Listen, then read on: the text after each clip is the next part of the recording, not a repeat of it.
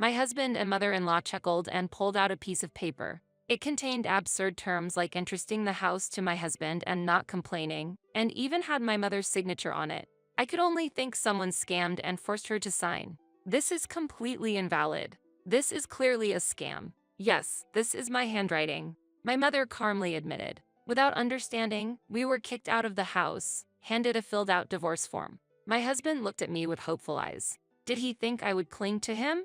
I will never look back. He will understand eventually. As I clenched my teeth, my mother muttered beside me, "This is happiness." My name is Jessica. I am a 53-year-old housewife who works part-time. Lately, my main issue has been severe hand eczema. My husband is a businessman. We live at my parents' place together with them. We have no children. However, a bigger issue troubles me more than my eczema. It's the possibility that my mother might be developing dementia. I say possibility because she hasn't been officially diagnosed yet, but her memory and judgment are noticeably declining. She often forgets things and sometimes can't even recall what she has forgotten. Sometimes she completely changes personality and behaves unpredictably. There are days when such things happen repeatedly, and there are also perfectly calm days with nothing unusual. She used to be hardworking and attentive. Ever since she injured her knee, she has mostly stayed indoors, and her condition seems to have worsened gradually. Her knee pain has healed, but for safety,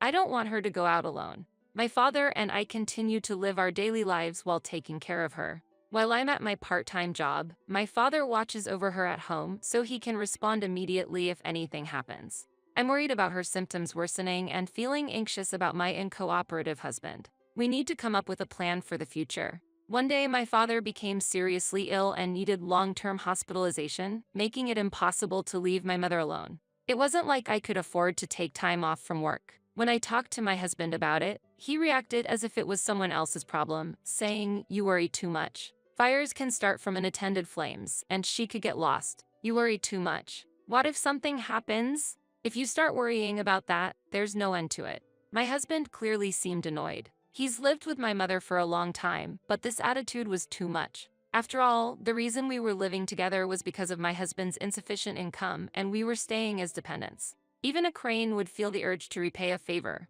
Doesn't he have that kind of consideration at all? Then, why don't you quit your job and take care of her? It's not that simple. Even though it was just a part-time job, I had no intention of quitting my long-term position. The income was decent, and it made me want to ask him if he would support me. I think we can live as we have up till now, if we use care services and with your cooperation. Why me? Just occasionally would be enough. But it's your mother, right? That's true, but still. It has nothing to do with me. Handle it yourself. That way of speaking is, first of all, is her condition bad enough to need care services? That's for the hospital too. You've been complaining about your hand eczema and the pain from standing at your part-time job at the beauty salon for a long time. Just quit already. My husband smacked his lips in annoyance and left immediately. How terrible. I do have hand eczema, but I never said I wanted to quit. It angered me to have my beloved job belittled. I knew this time would come someday. You say it has nothing to do with you, but that can't be true. We're family. I even thought about doing the same if his mother were in the same situation. It was infuriating, but there was nothing I could do. I was able to be flexible because I worked part-time. It's still a long way from now, but when my mother will be in need of help with changing clothes or bathing, she will likely resist. If I quit being a hairstylist at this age, returning to the field will be difficult. Trends and chemicals constantly change, making it hard to keep up. I even have clients who specifically request me. But there are many other hairstylists, yet only I can take care of my mother. Feeling down won't change the situation. I must stay positive and keep moving. Once my father is discharged from the hospital, we should be able to return to our previous life. And to do so, I will have my mother thoroughly examined at the hospital, have a serious talk with my husband, apply for caregiving services, and plan for the future. I really don't want to quit my job. I plan to ask for some time off for a while. A few days after making that decision, my father, who had been hospitalized, suddenly passed away. I couldn't believe it. When a relative dies, there's no time, not even for mourning. Preparations for the funeral and numerous procedures are needed one after another. My mother was devastated, sometimes looking dazed like a child and occasionally bursting into tears, unable to control her emotions. Dressed in mourning clothes, my mother seemed transformed, fulfilling her role as the chief mourner with dignity. I also did my best to support her, staying by her side throughout. It was quick, but we got to send off my father. For the first time, we truly felt the loneliness of his absence, both emotionally and physically exhausted. He wasn't talkative, but I remember my kind-hearted father. I understand that he is gone, but his chair, teacup, reading glasses, and the novel he was halfway through reading were still as they were left. Neither my mother nor I were ready to put these things away yet. It was at this time that my husband brought his parents over. Indeed, he had said this morning that he would bring them to help clean up the house. While I appreciated the thought, I was not ready yet, so I decided to decline their help and just serve them tea before asking them to leave. My mother seemed quite tired and soon began dozing off. I wanted to leave her undisturbed. I led my in-laws to the dining room and prepared tea. My husband demanded, not tea, make coffee, and bring out something sweet. I momentarily thought, these are your parents. Why don't you handle it? But harboring resentment for long is pointless. I've decided to live positively. Let's call a service to dispose of the large items quickly. Let's do that, said my mother-in-law and husband. I wish they wouldn't decide everything on their own. I'm sorry, but I'm not ready to clean up yet. What? My mother-in-law was surprised. Let's postpone it for a little while longer. What? My mother and I are emotionally not ready yet. When I explained this, my mother-in-law looked doubtful and argued, that's troublesome. We can't do that. I couldn't understand why it would be troublesome for her. I looked at my husband for his reaction, but he avoided my gaze. The house has already been passed on to the eldest son and his wife. The renovations are about to start soon. And what about where we will go? I'm sorry, I don't quite understand what you mean. Suddenly, my husband declared, from now on, I'll live here with my parents. What are you talking about? Everything has already been decided. What? But this is my home. I was bewildered, and my husband wouldn't look me in the eyes. Jessica, didn't you know? My mother-in-law joined as if it were obvious. I did tell you. You probably forgot because you were busy with the funeral, my husband stated calmly. There's no way I would miss hearing such an important information, no matter how busy I was. I have no idea what you are talking about, and you can't do this without my consent. Your consent isn't needed anymore. It's already resolved. What do you mean? I've already settled it with your mother.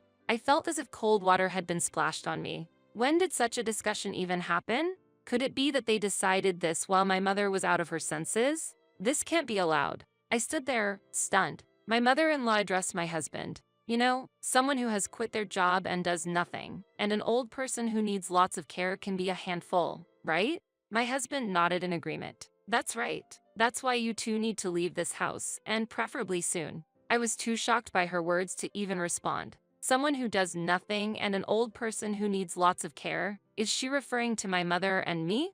Why do we have to leave? This is my parents' house. Please take that back. Oh, Jessica, don't make such a scary face. I am still working, and I'm not being dependent. My mother does not have dementia. That's completely false.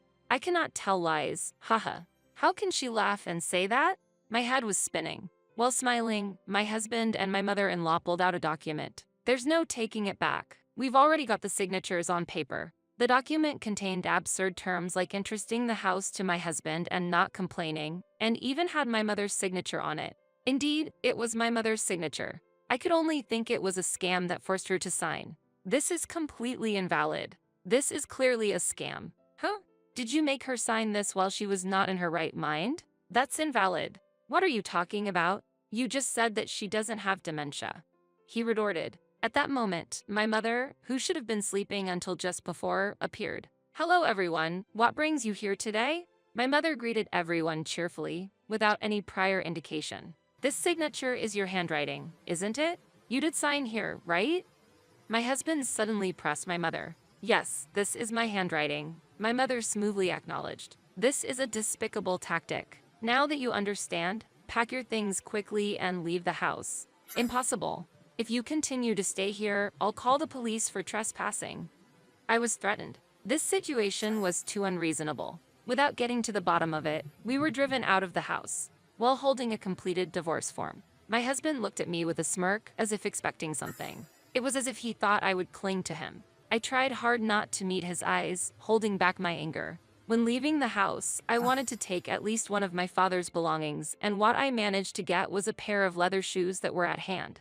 I remember how lovingly my father had cared for them. Though men's shoes may be of no use, It was better than leaving with nothing. My mother and I got into the car and just kept driving aimlessly. Anger towards my husband and his parents, sadness over what I had lost, and a vague sense of anxiety mixed together. Carrying an immense sense of despair, I wondered how my mother and I would go on from here. It seemed impossible to have hope anymore. I couldn't stop my tears. Then, my mother, who had been quiet all along, murmured softly, "This is happiness." Even after my father's sudden death and being driven out of the house, my mother expressed emotions opposite to mine. Could she be confused? Complex emotions different from anger welled up in me, and I found no words to reply, but my mother continued, "It feels refreshing.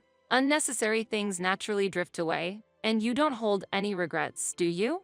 But I do have attachments to my childhood home." When I responded bluntly, my mother laughed and said, "That old, big house is falling apart. Why do they even like it? It's hard to maintain and dispose of, but it's lucky that they're taking it off our hands." Her optimistic attitude was surprising. "I wanted Dad to live longer." "What are you talking about?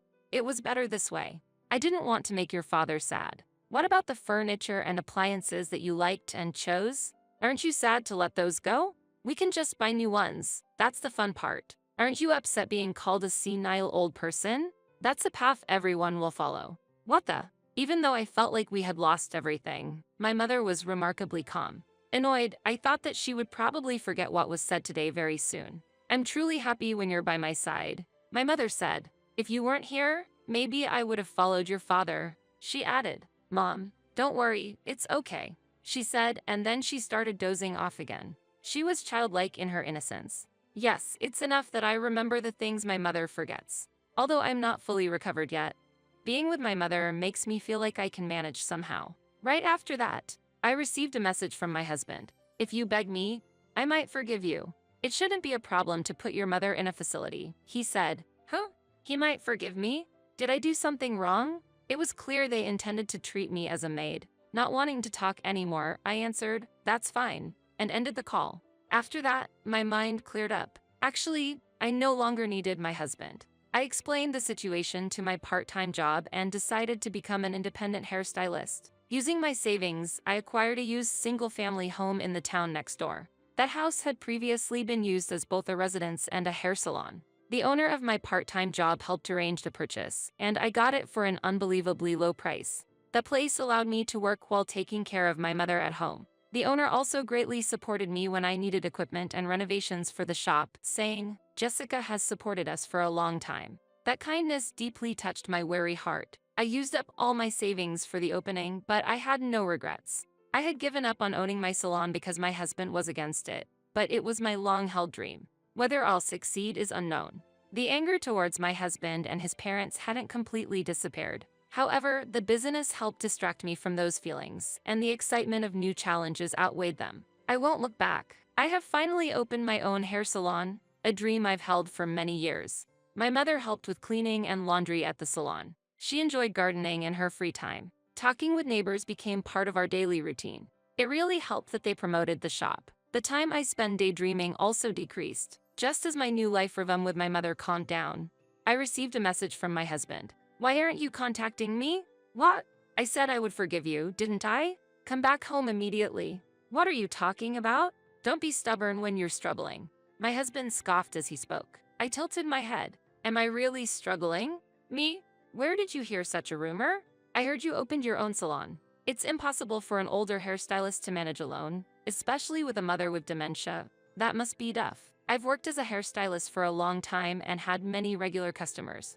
My salon was located in the center of a residential area, so it was not uncommon for passersby to stop. I wish he would stop with the baseless speculations. In fact, I was making much more now than when I was working part-time. If there's nothing more to discuss, I'm hanging up. Wait for me. "What? I want to return your father's belongings, so could you come to the house?" "What?" "The belongings of my father that I could hardly take with me." My mother had said, memories are enough, so I had given up, but if there was still something left, I indeed wanted to keep it. I left my mother with a neighbor and headed to my childhood home for the first time in a while.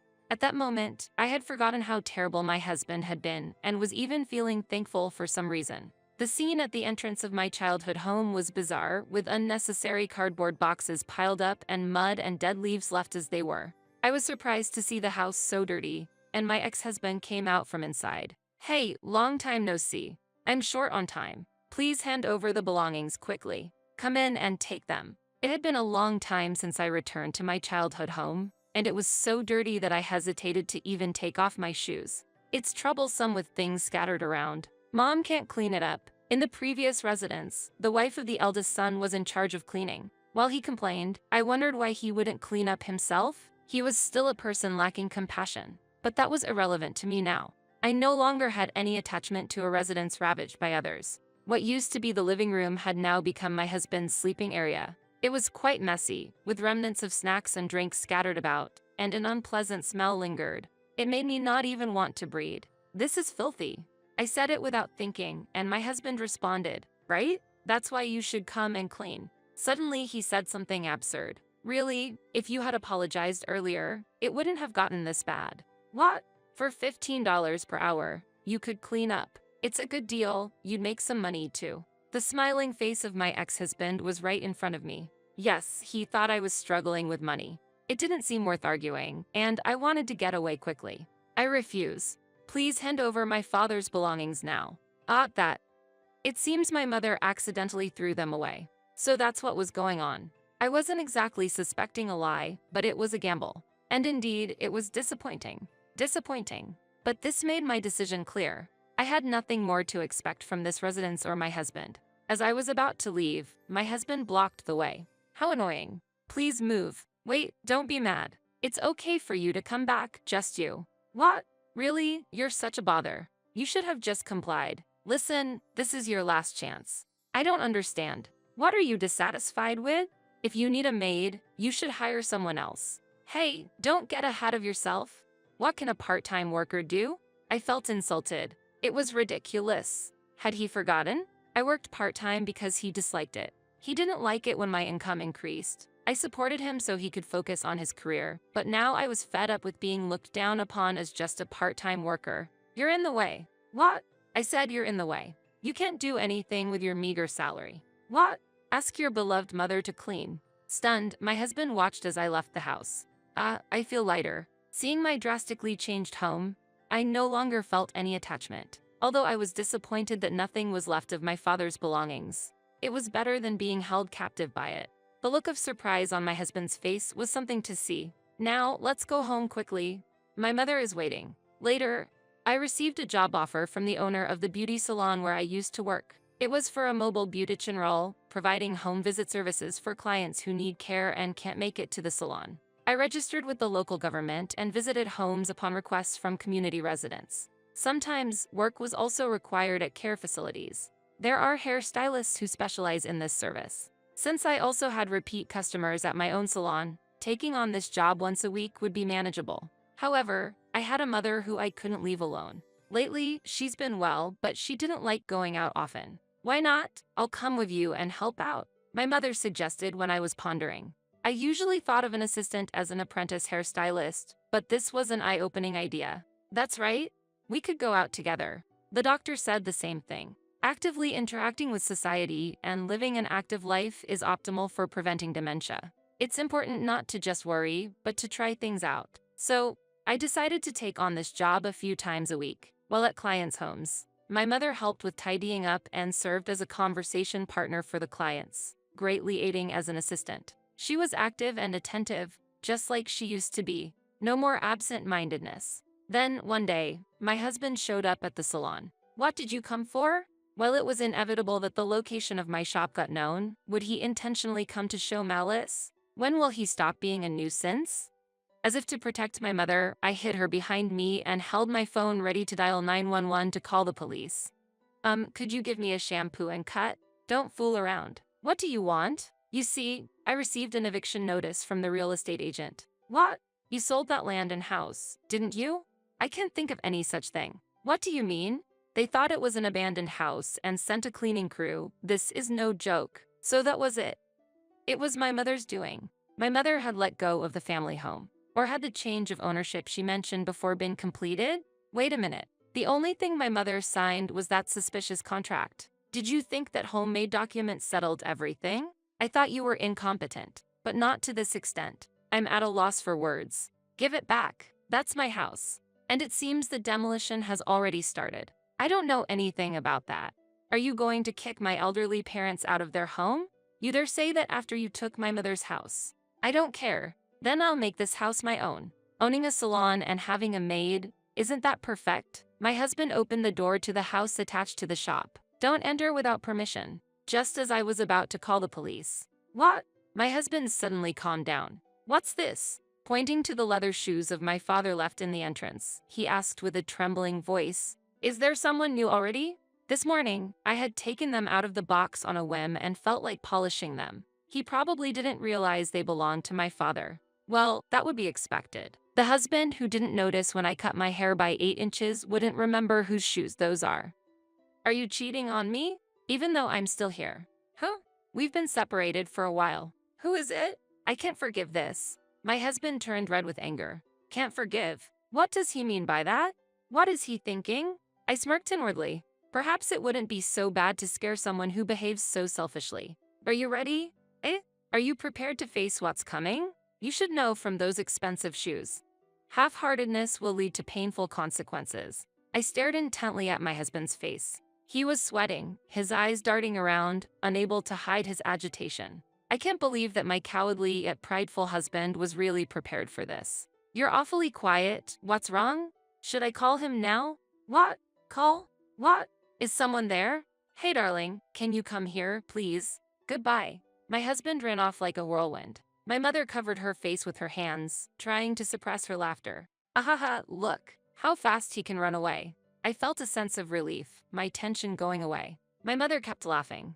Ahahaha, I wonder who did you call? Your acting was marvelous. Hearing this, I also started giggling. I doubt my husband will come here again. Thank you, Dad, for your help. It was, of course, my mother's doing that our former house was sold. You wouldn't really go through with changing the ownership, would you? Did you know everything?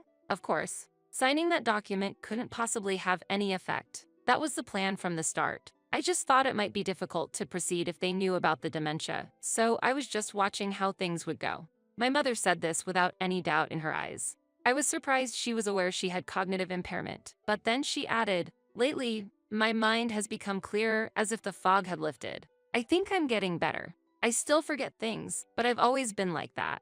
But to easily give up our home. Oh, it was your father's idea to sell that house. The plan was to sell it after you both moved out and then move to a convenient apartment near the station. Really, life doesn't always go as planned, does it? That's true. Reflecting back, the signs of dementia began to appear when my mother started to become housebound. Being naturally energetic, she seemed suited to interacting with people and staying active both mentally and physically. I hope she continues to stay healthy. I have to earn my own pocket money as an assistant, she said, so it seems I don't need to worry for a while. As for my ex-husband and his parents, they tried to return to their previous home but were not welcomed by the eldest son and his wife, given the difficult personality of my mother-in-law who disliked cleaning, and my self-centered and unhygienic ex-husband. It's no wonder they were refused. The house was already in the name of the eldest son, and they couldn't touch it. The relationship between my ex-husband and his parents seems to have deteriorated, with both sides placing blame on the other. My ex-husband was blamed for losing their place to live. You need to take responsibility. Out of necessity, he bought a used house with an unreasonable mortgage, but knowing his savings and income, it seemed reckless to me. He will have to live frugally to pay off the debt. The new home already looked like a trash house, and they had just moved in. They also got scolded by the strict neighborhood association president for stacking garbage bags in front of the house, and were disliked by the neighbors. They really needed to clean up. Honestly, it's none of my business, and I don't care much, but I hope they don't bother others. And you know what? His parents are still healthy. They should work to support their low-income son. If they don't want to be scolded, they will at least have to clean up by themselves. It should also have good effects for preventing dementia. Haven't you moved out yet? Get out of here quickly, haha. My mother-in-law said this while dismissing me with a gesture as if she were shooing away a bug. Standing next to her, Anna looked triumphant. Behind them, I could see Kyle looking worried, watching us. You don't have to rush her like that. Just go quickly, Anna said, holding back her laughter, and Kyle looked sad. I smiled at him and glared at my mother-in-law and Anna. It's okay. I will leave in 2 hours. Oh, really? Then hurry up and pack your things. Michael, my ex-husband, also spoke with a nasty smile after hearing my words. Why did I ever marry this man? As I was thinking this, an email arrived on my phone. Ah, my ride seems to have arrived, so I will take my leave. The message stated that my ride had arrived. I grabbed my belongings and quickly left my in-laws' house. Thank you for coming to get me. As I got into the luxury car parked outside, Michael and my mother-in-law were visibly surprised. Hey, what's with this luxury car? I am Hillary Stone, a 27-year-old female entrepreneur. Ever since I was young, my dream has been to start my own design company. Hillary, you are really good at drawing. Yes, I want to design various clothes. I always love to draw, especially girls. I would think about what colors and clothes would make them look cute as I drew. I want to study design more professionally. Eventually, I became interested in design itself and decided to go to a design school. There, I met many inspiring people and one particular person. I really like your designs, Hillary.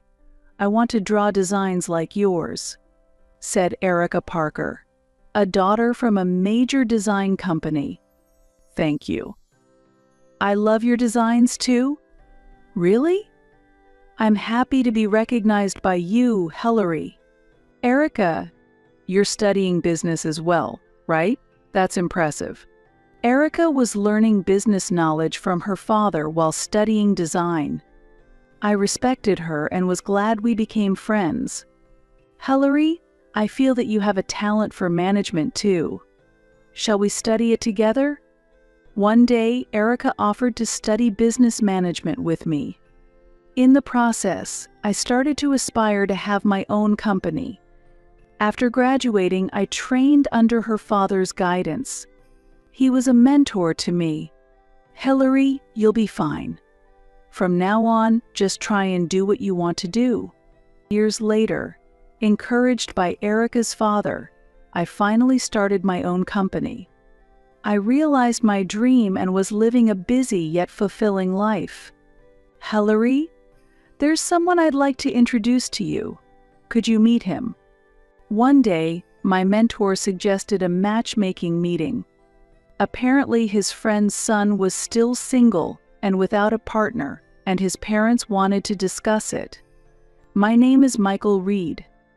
I've heard about you, Hillary. He later became my husband. He was serious and was sincere in building a relationship with me. Attracted to him, we dated for about a year before getting married. I'm so glad such an attractive person has become my son's wife. My mother-in-law warmly welcomed me and wholeheartedly celebrated our marriage. According to Michael, his father had left home a few years ago. Afterwards, I was supposed to be enjoying balancing work and family. One day, I got a call from my mother-in-law. I had received a call from my mother-in-law while at work. I was in an important meeting and hadn't noticed the call. That day was particularly busy, and I had no time to call back. I'm probably going to get scolded. After finishing work, I sighed and made the call. You finally called back. I've been waiting. I'm sorry, I couldn't leave work. Well, that aside, I have something important to discuss.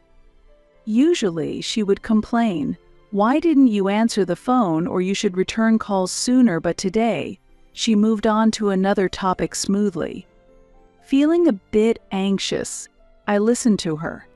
Actually, I need some financial support. Surprised by the sudden request for money, I was lost for words and could only utter, huh. During that pause, my mother-in-law started to state her case. It seems Anna, Michael's sister, had divorced and returned to her parents' home. So, the household finances have become strained, Is that so? Not just Anna, but her 3 children are also here, my mother-in-law muttered. Hearing this situation, I internally struggled. As a business owner, I can afford to offer some support, but being family doesn't mean I should readily give financial help when we aren't that close. You're not going to abandon us, are you?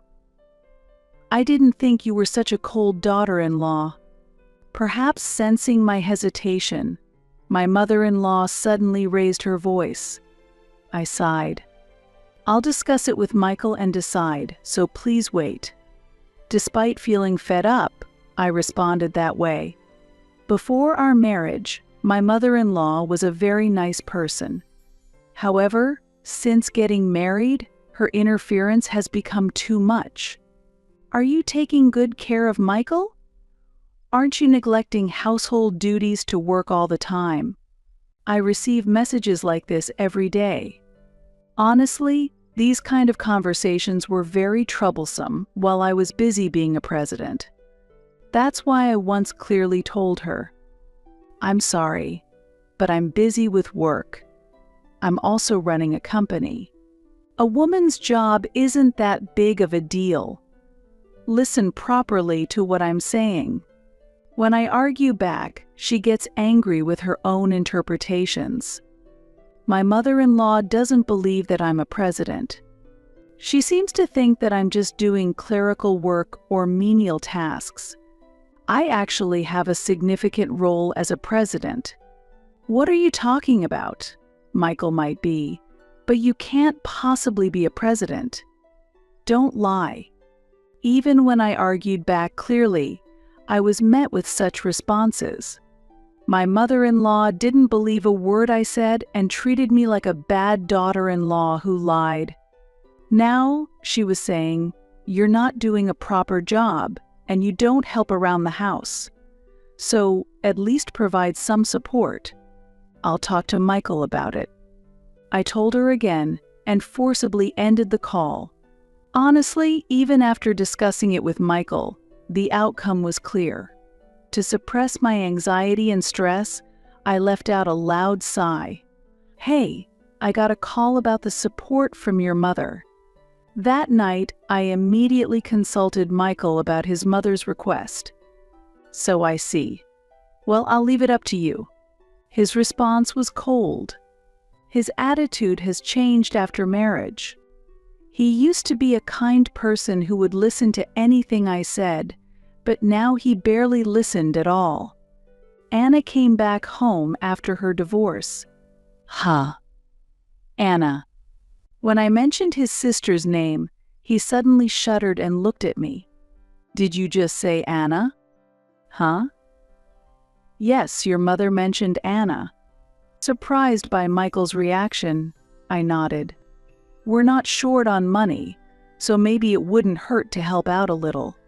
Until now, Michael had always shown no interest in my desires, simply saying, do whatever you like. However, as soon as he heard the name Anna, he began to listen seriously. I didn't like that. If you say so. Well, maybe just a little. But I was glad that Michael had finally listened to me for the first time in a while. I earn a decent amount as a president, but I can't give too much.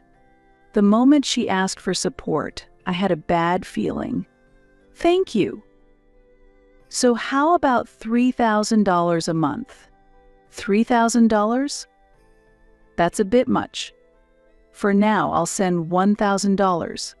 $1,000. Well, it's better than nothing.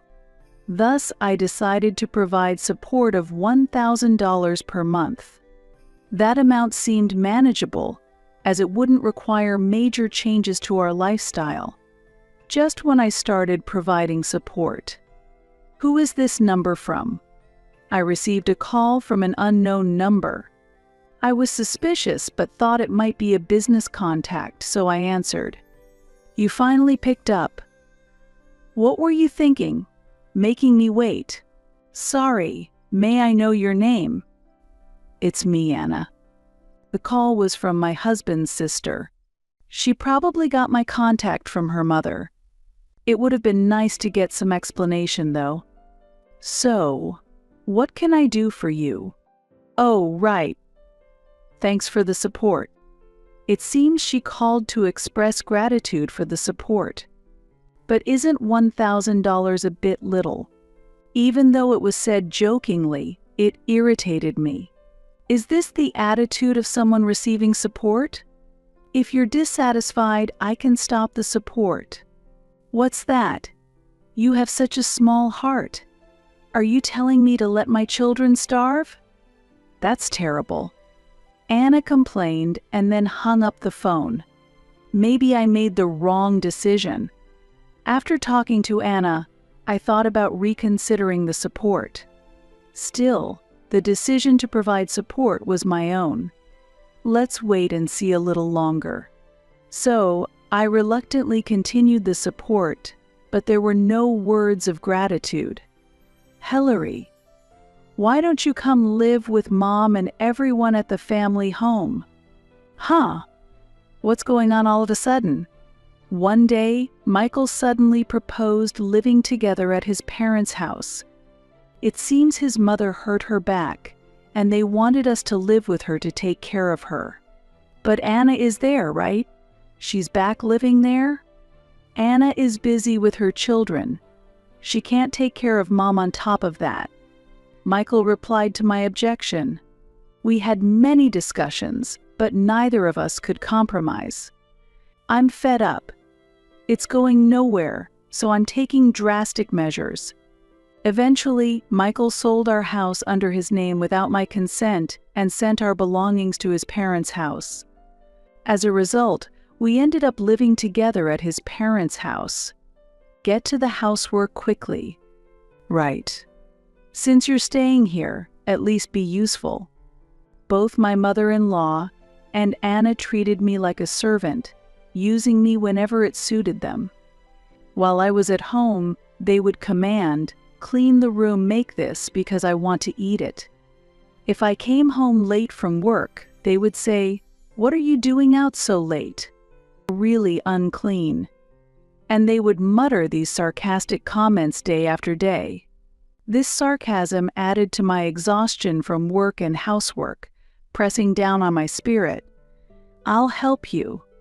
In such circumstances, the one who helped me was Kyle, Anna's son. He helped me secretly, so that Anna and my mother-in-law wouldn't notice. Why are you being so kind to me? Actually, when I asked, he reluctantly told me the truth. My father's name is Michael Stone. Michael as in? Wait, you mean? Yes, she's not his sister. In fact, Anna was not Michael's sister but his mistress.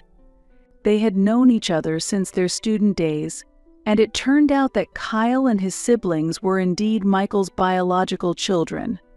You're kidding. Shocked by the truth he revealed, I was left speechless. Soon, anger filled that void. They have completely scorned me. I couldn't let this go. Resolved, I began to take action. After making preparations, I presented Michael with divorce papers saying, "I want a divorce." What's this all of a sudden? I know everything. About you, Anna, and Kyle, and the children. Watching him react indifferently, I felt I might no longer mean anything to him. That's good, isn't it? You don't need such a useless wife. That's right. Michael has me, so she's no longer needed. As Michael was about to say something, my mother-in-law and Anna cut in. Encouraged by their words, Michael signed the divorce papers. And thus our divorce was finalized. Come on, you better leave soon. While getting the divorce papers ready, I called someone to prepare to leave the in-laws' house. I had prepared in advance, so I could move out that very day. So I planned to leave as soon as possible. My mother-in-law watched with a mocking laugh. Haven't you moved out yet? Get out of here quickly, haha. My mother-in-law said this while shooing me away as if swatting a bug. Standing next to her, Anna, the mistress, had a triumphant expression. Behind them, I could see Kyle looking worried, observing the situation. "You don't have to rush her like that. Just go quickly," Anna said, holding back laughter, and Kyle looked sad. I smiled at him and glared at my mother-in-law and Anna. "It's okay. I will leave in 2 hours." "Oh, really? Then hurry up and pack your things." Michael, my ex-husband, also spoke with a nasty smile after hearing my words. Why did I ever marry this man? As I was thinking this, a message arrived on my phone.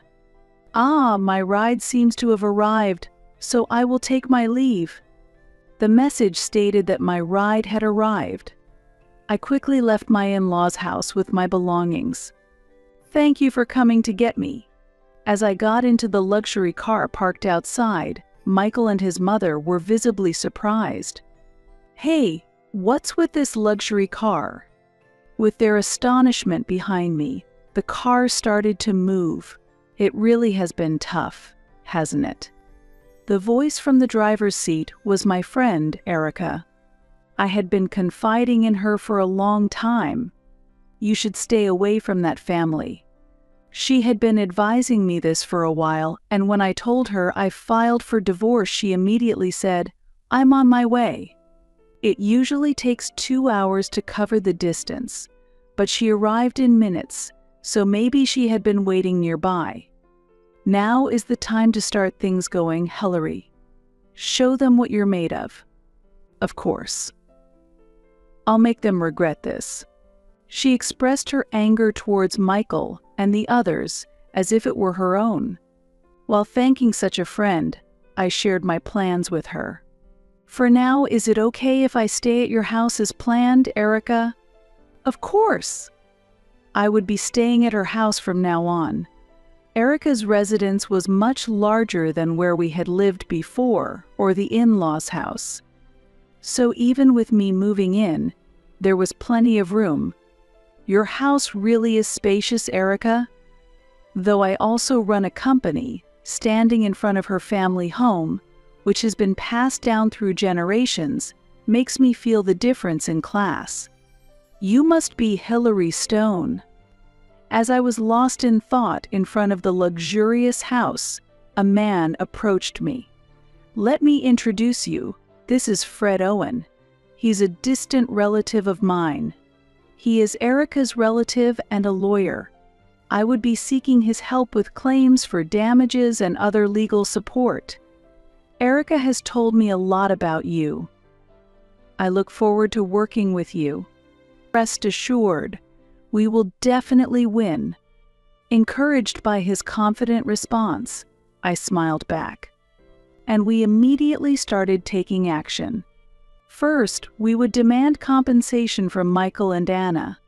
I was also preparing to sue my mother-in-law for imposing housework on me and for verbal abuse. "I've gathered plenty of evidence," I said, handing him the evidence documents. "I was able to gather this evidence because someone had helped me. With this evidence, the lawsuit should proceed smoothly. Thanks to these documents, I was able to smoothly initiate lawsuits against them." Soon after, "Hey, cut the jokes." Michael called me. "What's this all of a sudden?" "I haven't made any jokes. I received the lawsuit." "What is this supposed to mean?" "What do you mean? It's obviously the consequence of your adultery." He must have thought he could divorce without any accountability. I smiled over the phone and replied to Michael, "Don't worry. You'll definitely be held accountable."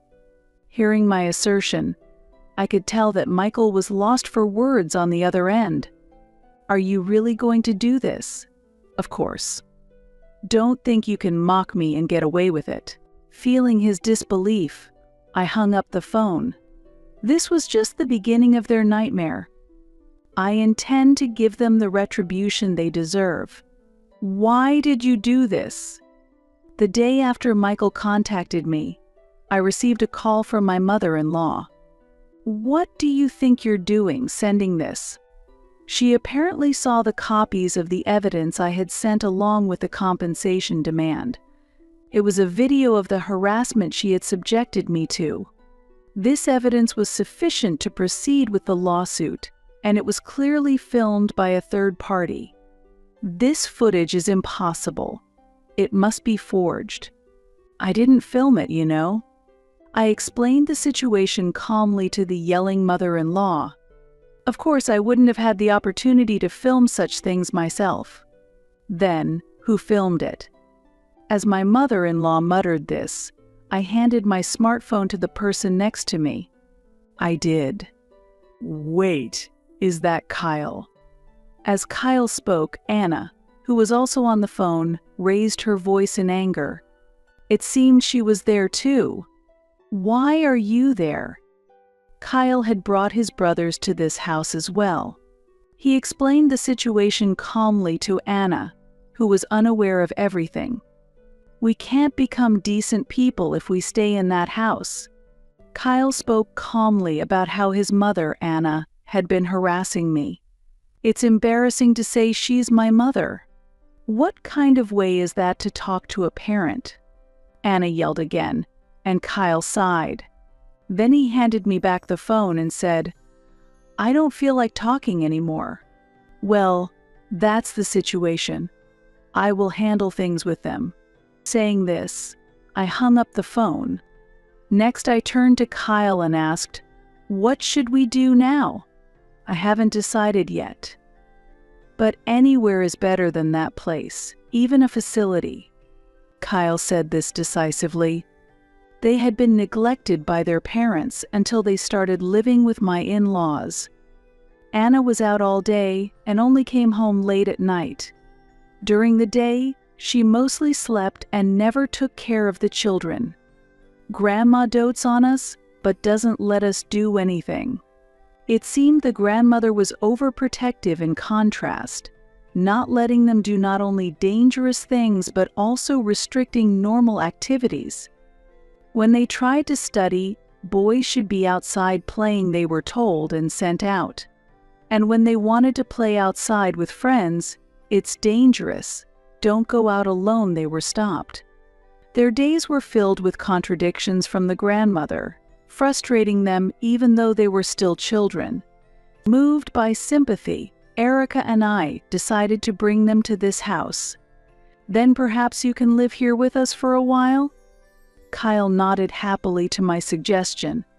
Afterward, we reported their situation to the Child Welfare Office and sought advice.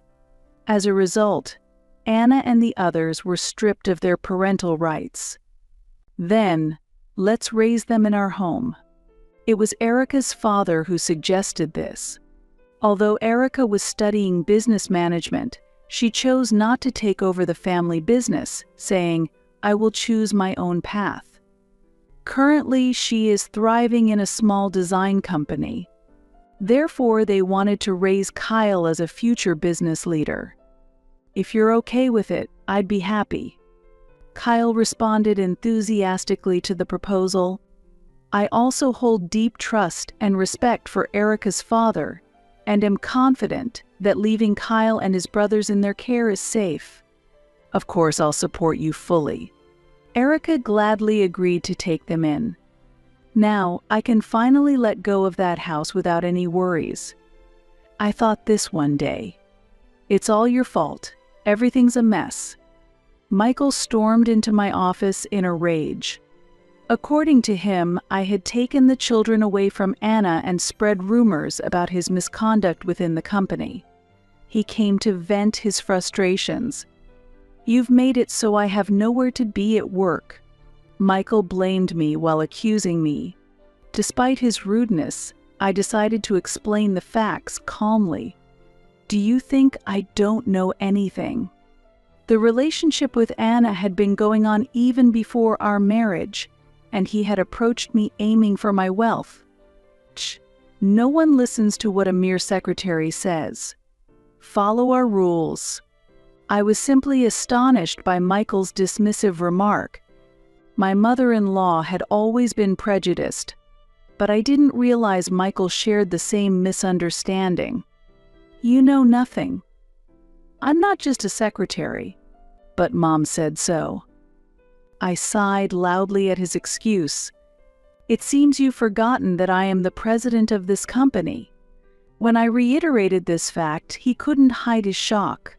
Erica's father should have informed him when he introduced us. "It's impossible for you to earn more than me." Suddenly, Michael grabbed my arm forcefully. While I was resisting and saying, "Let go," a voice said, "Stop it right there." Turning around, there stood Fred, the lawyer who had come to help me. Actually, we had planned to meet afterwards to discuss demanding compensation. "Attacking a woman, you're the lowest," Fred sternly rebuked Michael. Taking advantage of Michael's confusion, I shook off his grip. "What are you doing?" People around us had called the police, and Michael was taken away. Fred watched the scene intently. That was close. But I'm glad we made it in time. Fred smiled at me with concern, and I felt a great relief from the bottom of my heart. His kindness touched me. As a result, Michael and his associates reluctantly agreed to pay the compensation. This is no joke. Why should I have to pay?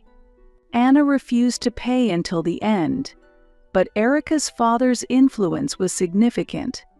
He used some means to ensure the payment was made. As they have not fulfilled their parental duties, this is the least that should be done to them. Erica's father said this with a snort.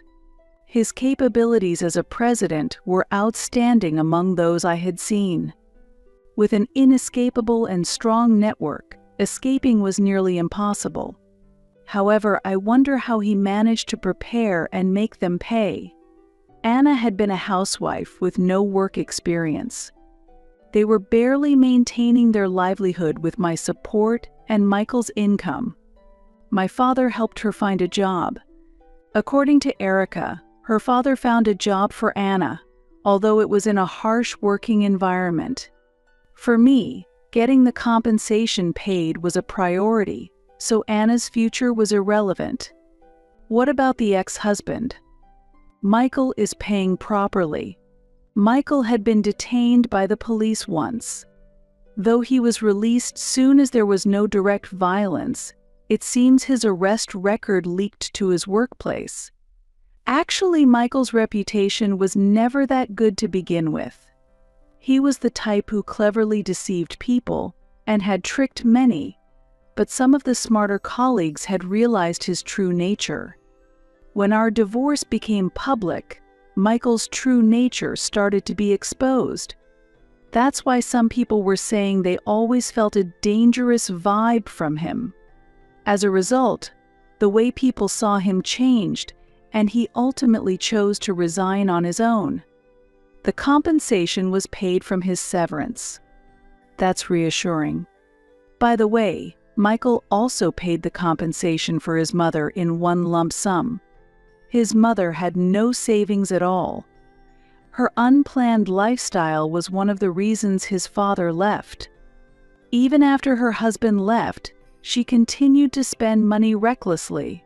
It seems she was secretly receiving money regularly from Michael without telling me, which she used to get by. Why did you let Anna stay with you in such circumstances? She just showed up one day and stayed? Anna was Michael's former lover but had married another man. It seems the children were fathered by another man, and she was kicked out of her home when this was discovered. Unable to return to her own family, she came to Michael's house for refuge. His mother liked Anna because she was cute and close in age to Michael. Moreover, accepting that Kyle and the others were Michael's real children was also a reason she accepted them. In the end, Anna ended up losing everything. It will be interesting to see how much she falls from here. I laughed in agreement with Erica's words. Months later, Hillary, it's been a while. Really? It's good to see you're doing well. I had a reunion with Kyle. It had been quite a while since we met because he had been taken in by Erica's father.